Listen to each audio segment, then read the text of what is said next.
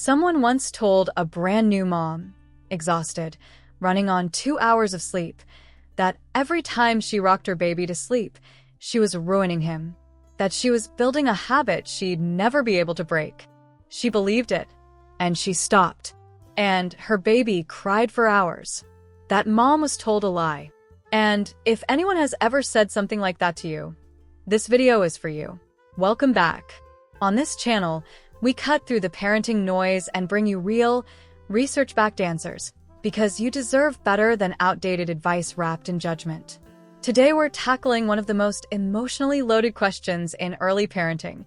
Is rocking your baby to sleep actually bad? We're going to look at what sleep scientists say, what pediatric researchers have found, and most importantly, what this means for your family tonight. Stay until the end, because the final truth might completely change how you feel about your bedtime routine. The myth: you're creating a bad habit. Let's start with the myth itself. You've probably heard it from a well-meaning relative, a parenting book from the 90s, or maybe even a pediatrician. If you rock your baby to sleep, they'll never learn to sleep on their own. This idea has been drilled into parents for decades. It comes from a real concept in sleep science called a sleep association, the idea that babies learn to connect falling asleep with whatever is happening around them. If that's rocking, they'll want rocking every time they wake between sleep cycles. And here's the thing, that part isn't entirely wrong. Sleep associations are real. But here's what those same voices leave out. Not all sleep associations are created equal, and the research on what to actually do about them is far more nuanced than just stop rocking. Drop a comment below. Did someone tell you that rocking was creating a bad habit? I want to know. The science of rocking, it's actually powerful. Here's where it gets fascinating. A landmark 2022 study published in Current Biology found that rocking, both in infants and adults, actually accelerates the transition into deep sleep and improves sleep quality. Researchers found that rhythmic motion synchronizes brain oscillations that are directly tied to deep, restorative sleep. And it goes even deeper than that. In the 4th trimester, those first 3 months of life, babies are neurologically wired to need motion. They just spent 9 months rocking inside a womb. Stillness, not motion, is actually the unfamiliar sensation. Dr. Harvey Karp, the pediatrician behind the famous Happiest Baby method, calls rhythmic rocking one of the 5 core womb sensations that calm a newborn's nervous system. This isn't a crutch. For a young baby, it is biologically appropriate comfort. So the next time someone says you're spoiling your baby by rocking them, you can tell them the neuroscience disagrees. The real concern parents should know about. Now, and this is important, I'm not saying there's zero nuance here, because there is. The genuine concern isn't rocking itself. It's about what happens at the moment your baby transitions between sleep cycles, which happens every 45 to 90 minutes. If your baby has only ever fallen asleep while being rocked, they may genuinely struggle to resettle during those natural wake-ups without that same sensation.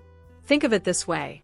Imagine you fall asleep in your bed and you wake up at 2 a.m. on the kitchen floor. You'd be confused, maybe even alarmed. For a baby, waking up no longer moving when they fell asleep in motion can feel like that. So the real question isn't, should I stop rocking? The real question is, how do I help my baby eventually learn to transition sleep cycles more independently, without it being traumatic for either of us? That's the conversation worth having. And that's exactly what we'll get into next. The actionable solution, step by step. Here's a gentle, science-informed approach that respects your baby's neurology and your sanity. Step 1. Don't rush it. If your baby is under 4 months, rocking to sleep is completely developmentally appropriate. The pressure to sleep train a newborn is largely cultural, not scientific. Step 2. Introduce a drowsy but awake window gradually. Once your baby is around 4 to 6 months, you can begin placing them down when they're almost asleep, not fully. This isn't cold turkey. You're slowly shifting the association over weeks, not nights. Step 3. Layer in other cues. A consistent bedtime routine, same song, same room temperature, same dim lighting, builds a web of sleep associations. Rocking becomes one of many signals, not the only one. Step 4. Use a gradual fade. Rock fully for a week. Then rock until drowsy and pat in the crib. Then just pat. Then sit nearby. You're not abandoning your baby. You're gently expanding their comfort zone. Step 5. Follow your baby, not a rigid schedule. Some babies need more transition time. That's not failure. That's parenting a unique human being. Let's come back to that mom from the beginning of the video. After weeks of trying to let her baby figure it out on his own, she was more exhausted, more anxious, and her baby was more dysregulated than ever. Eventually, she went back to rocking, but this time, without the guilt.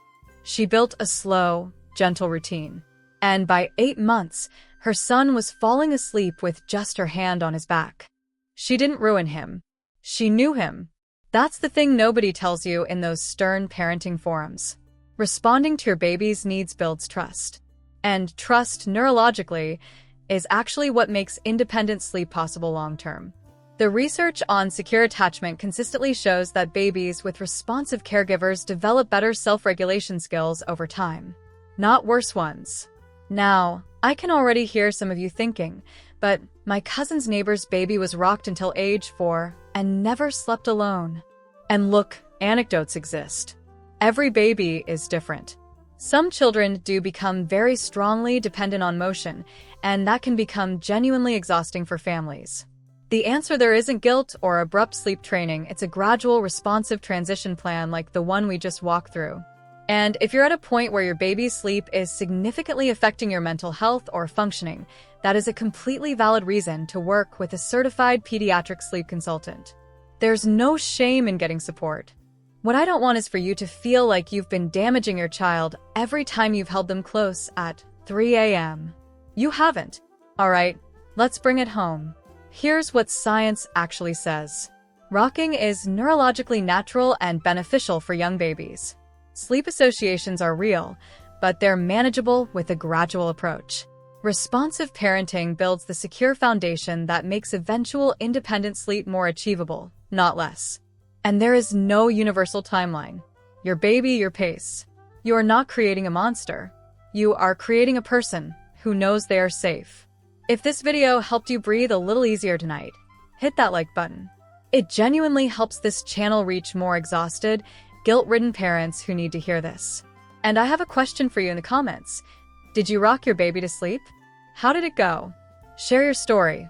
Your experience might be exactly what another parent needs to read tonight. If you want more science-backed, judgment-free parenting content, subscribe and ring the bell. We post daily. You're doing better than you think. I'll see you in the next one.